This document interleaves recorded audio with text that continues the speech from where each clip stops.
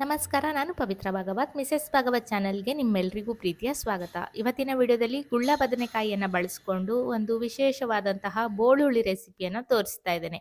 ನಮ್ಮ ಉಡುಪಿ, ಕುಂದಾಪುರದ ಕಡೆಗಳಲ್ಲಿ ಫಂಕ್ಷನ್‌ಗಳಲ್ಲಿ ಹೆಚ್ಚಾಗಿ ಮಾಡ್ತಾರೆ. ನಿತ್ಯದ ಅಡಿಗೆಗೂ ಇದನ್ನು ಮಾಡುವ ಕ್ರಮ ಇದೆ. ಫಂಕ್ಷನ್‌ನಲ್ಲಿ ನೀವು ಊಟ ಮಾಡಿದರೆ ಗೊತ್ತಿರ್ತದೆ ಎಷ್ಟು ರುಚಿಯಾಗಿರ್ತದೆ ಈ ಸಾಂಬಾರ್ ಅಂತ. ಇವತ್ತಿನ ವಿಡಿಯೋದಲ್ಲಿ ಈ ಸಾಂಬಾರನ್ನು ಯಾವ ರೀತಿಯಾಗಿ ಮಾಡೋದಂತ ನೋಡೋಣ ಬನ್ನಿ. ನೋಡಿ, ಇದು ಗುಳ್ಳ ಎಷ್ಟು ದೊಡ್ಡದಾಗಿದ್ರೂ ಕೂಡ ಎಳೆತಾಗಿದೆ. ಹಗುರವಾಗಿರುವ ಬದನೆಕಾಯಿಯನ್ನು ನಾವು ಸೆಲೆಕ್ಟ್ ಮಾಡಿಕೊಂಡ್ರೆ ಬೀಜ ತುಂಬಾನೇ ಕಡಿಮೆ ಇರ್ತದೆ ಅದರಲ್ಲಿ. ನೋಡಲಿಕ್ಕೆ ದೊಡ್ಡದಾಗಿದ್ರೂ ಕೂಡ ಎಳೆತಾಗಿ ಇರ್ತದೆ. ಕಟ್ ಮಾಡಿದ್ದನ್ನು ನೀರಲ್ಲಿ ಹಾಕಿ ಇಟ್ಕೊಂಡಿದ್ದೇನೆ. ಈಗ ಈ ಸಾಂಬಾರನ್ನು ಮಾಡಲಿಕ್ಕೆ ಅರ್ಧ ಕಪ್ ಆಗುವಷ್ಟು ತೊಗರಿಬೇಳೆಯನ್ನು ನಾನು ತಗೊಳ್ತಾ ಇದ್ದೇನೆ. ದೊಡ್ಡ ಒಂದು ಬದನೆಕಾಯಿಯನ್ನು ಬಳಸಿದ್ದೇನೆ. ಅದು ಅರ್ಧ ಕೆಜಿ ಕೂಡ ಇಲ್ಲ, ಸ್ವಲ್ಪ ಕಡಿಮೆ ಇದೆ. ದೊಡ್ಡದಾಗಿದೆ ನೋಡಲಿಕ್ಕೆ ಅಷ್ಟೇ, ತೂಕ ಕಡಿಮೆ ಇದೆ. ತೊಗರಿಬೇಳೆಯನ್ನು ಚೆನ್ನಾಗಿ ತೊಳೆದು ನೀರಲ್ಲಿ ನೆನೆಸಿ ಇಟ್ಕೊಂಡಿದ್ದೇನೆ. ಇಲ್ಲಿ ಫ್ರೆಶ್ ಆಗಿರುವ ಕೊತ್ತಂಬರಿ ಸೊಪ್ಪು ಮನೆಯಲ್ಲಿ ಹಾಕಿದ್ದೆ, ನಾಟಿ ಕೊತ್ತಂಬರಿ ಸೊಪ್ಪು. ಇದನ್ನು ತೊಗೊಂಡು ಹೋಗ್ತಾ ಇದ್ದೇನೆ. ಈ ಗುಳ್ಳ ಬದನೆಕಾಯಿಯ ಬೋಳುಳಿಗೆ ಇಂತಹ ಒಂದು ಕೊತ್ತಂಬರಿ ಸೊಪ್ಪಿದ್ರೆ ತುಂಬಾ ಚೆನ್ನಾಗಾಗ್ತದೆ. ಒಳ್ಳೆ ಪರಿಮಳ ಇರ್ತದೆ ಇದು. ಈ ಕೊತ್ತಂಬರಿ ಸೊಪ್ಪಿಲ್ಲ ಅಂದರೆ ನಾರ್ಮಲ್ ಕೊತ್ತಂಬರಿ ಸೊಪ್ಪನ್ನಾದ್ರೂ ನೀವು ಬಳಸ್ಬೋದು. ಬದನೆ ಗಿಡವನ್ನು ಹಾಕೊಂಡಿದ್ದೇವೆ, ಇನ್ನೂ ಕೂಡ ದೊಡ್ಡದಾಗಿಲ್ಲ. ಅದು ಸ್ವಲ್ಪ ಲೇಟ್ ಈ ವರ್ಷ, ಯಾಕೆ ಅಂತ ಗೊತ್ತಿಲ್ಲ. ಉಳಿದ ತರಕಾರಿಗಳನ್ನೆಲ್ಲ ಹಾಕಿದ್ದೇವೆ, ಇನ್ನೂ ಬರಬೇಕಷ್ಟೇ. ಚಳಿ ಸ್ವಲ್ಪ ಜಾಸ್ತಿ ಇರೋದ್ರಿಂದನೇ ಏನೋ ತರಕಾರಿಗಳೆಲ್ಲ ಜಾಸ್ತಿ ಆಗ್ತಾ ಇಲ್ಲ, ಇನ್ನೂ ಆಗಬೇಕಷ್ಟೇ. ಬೆಂಡೆ ಗಿಡವನ್ನು ಅಷ್ಟೇ ಒಮ್ಮೆ ಕಟ್ ಮಾಡಿದ್ದೇವೆ, ಅದರಿಂದ ಮತ್ತೆ ಸುಳಿ ಬಂದು ಕಾಯಿ ಆಗಲಿಕ್ಕೆ ಈಗ ತಾನೇ ಸ್ಟಾರ್ಟ್ ಆಗಿದೆ ಅಷ್ಟೇ. ಮೆಣಸು ಎಲ್ಲವೂ ಕೂಡ ಹೂ ಬರ್ತಾ ಇದೆ, ಇನ್ನೂ ಆಗಬೇಕಷ್ಟೆ. ಇದನ್ನು ನಾನು ಅಂಗಡಿಯಿಂದ ತಂದಿದ್ದು ಬದನೆಕಾಯಿ. ಕೊತ್ತಂಬರಿ ಸೊಪ್ಪನ್ನೆಲ್ಲ ಕುಯ್ದು ತಂದಿದ್ದೇನೆ. ಈಗ ತೊಗರಿಬೇಳೆ ಕೂಡ ಸ್ವಲ್ಪ ನೆಂದಿದೆ. ಒಂದು 10-15 ನಿಮಿಷ ನೆನೆಸ್ಕೊಂಡ್ರೆ ಬೇಗ ಮೆತ್ತಗೆ ಬೇಯ್ತದೆ ಅಂತ ನೆನೆಸಿಟ್ಕೊಂಡಿದ್ದೇನೆ. ನೆನೆಸಿರೋದನ್ನು ಕುಕ್ಕರಲ್ಲಿ ಹಾಕ್ಕೊಂಡಿದ್ದೇನೆ. ಇದಕ್ಕೆ ಸ್ವಲ್ಪ ತೆಂಗಿನ ಎಣ್ಣೆಯನ್ನು ಹಾಕ್ಕೊಂಡು ಮುಚ್ಚಳವನ್ನು ಮುಚ್ಚಿ ಬೇಯಿಸ್ಕೊಳ್ತೇನೆ. ಮೆತ್ತಗೆ ಬೇಯಬೇಕು, ಒಂದು 4-5 ವಿಸಿಲನ್ನು ಹಾಕಿಸ್ಕೊಳ್ತೇನೆ. ಈಗಾಗಲೇ ನಾನು ಬದನೆಕಾಯಿಯನ್ನು ಬಳಸಿ ಮಾಡುವಂತಹ ಉಡುಪಿ ಶೈಲಿಯ ಒಂದು ಸಾಂಬಾರನ್ನು ತೋರಿಸಿದ್ದೇನೆ. ಇದಕ್ಕೆ ಮಸಾಲೆಯನ್ನೆಲ್ಲ ಅರ್ದು ಮಾಡುವಂತಹ ಸಾಂಬಾರ್. ಆ ರೆಸಿಪಿಯನ್ನು ನೀವು ನೋಡಿಲ್ಲ ಅಂದರೆ ಖಂಡಿತ ನೋಡಿ. 1 ಲಕ್ಷಕ್ಕಿಂತ ಜಾಸ್ತಿ ಜನ ಆ ಸಾಂಬಾರನ್ನು ವೀಕ್ಷಣೆಯನ್ನು ಮಾಡಿದ್ದಾರೆ. ನೀವಿನ್ನು ನೋಡಿಲ್ಲ ಅಂದರೆ ಖಂಡಿತ ನೋಡಿ, ಮನೆಯಲ್ಲಿ ಟ್ರೈ ಮಾಡಿ.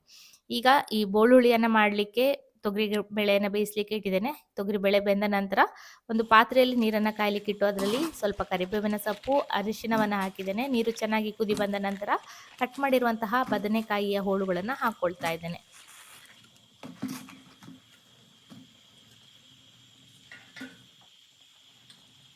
ಚಿಕ್ಕ ತುಂಡು ಬೆಲ್ಲವನ್ನು ಹಾಕ್ಕೊಂಡಿದ್ದೇನೆ.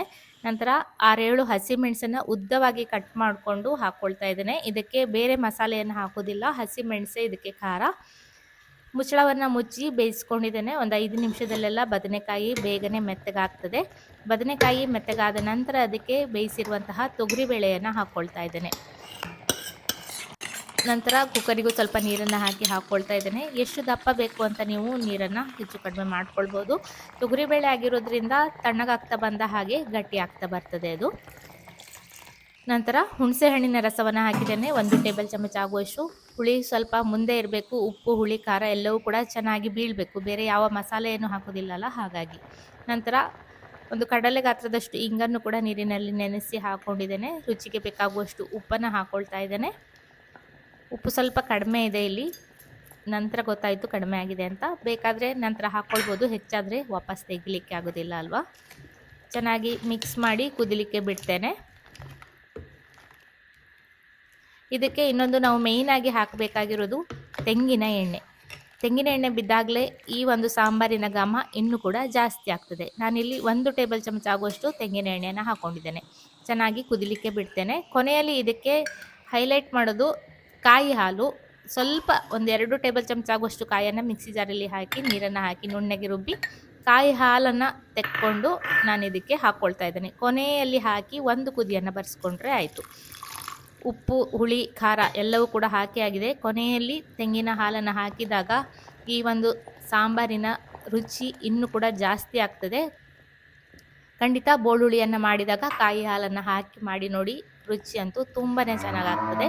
ನಮ್ಮಲ್ಲಿ ಮುಂಚೆ ಎಲ್ಲ ಮಾಡುವಾಗ ಕಾಯಿ ಹಾಲನ್ನು ಹಾಕ್ತಾ ಇರಲಿಲ್ಲ. ಒಬ್ಬರು ಅಡುಗೆ ಭಟ್ರು ಹೇಳಿಕೊಟ್ಟಿದ್ರು, ಈ ರೀತಿಯಾಗಿ ಕಾಯಿ ಹಾಲನ್ನು ಹಾಕೋದ್ರಿಂದ ಸಾಂಬಾರು ರುಚಿ ತುಂಬಾ ಚೆನ್ನಾಗಿ ಬರ್ತದೆ ಅಂತ.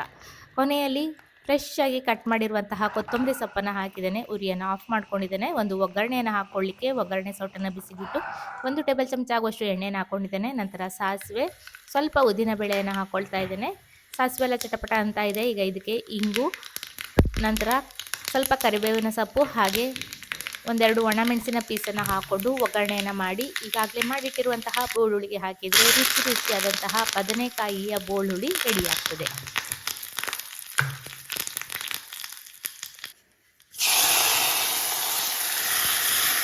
ಖಂಡಿತ ಮನೆಯಲ್ಲಿ ಟ್ರೈ ಮಾಡಿ ನೋಡಿ. ಇಷ್ಟ ಆದರೆ ವಿಡಿಯೋಗೊಂದು ಲೈಕ್ ಮಾಡಿ, ಶೇರ್ ಮಾಡಿ, ಅನಿಸಿಕೆಯನ್ನು ಕಮೆಂಟಲ್ಲಿ ತಿಳಿಸಿ. ಹಾಗೆ ಚಾನಲನ್ನು ಸಬ್ಸ್ಕ್ರೈಬ್ ಮಾಡಿಕೊಂಡು ಸಪೋರ್ಟ್ ಮಾಡಿ ಅಂತ ಕೇಳ್ಕೊಳ್ತೇನೆ. ಪ್ರಕೃತಿಯನ್ನು ಒಮ್ಮೆ ಸವಿದು ಬನ್ನಿ, ಎಷ್ಟು ಚಂದ ಇದೆ ನೋಡಿ.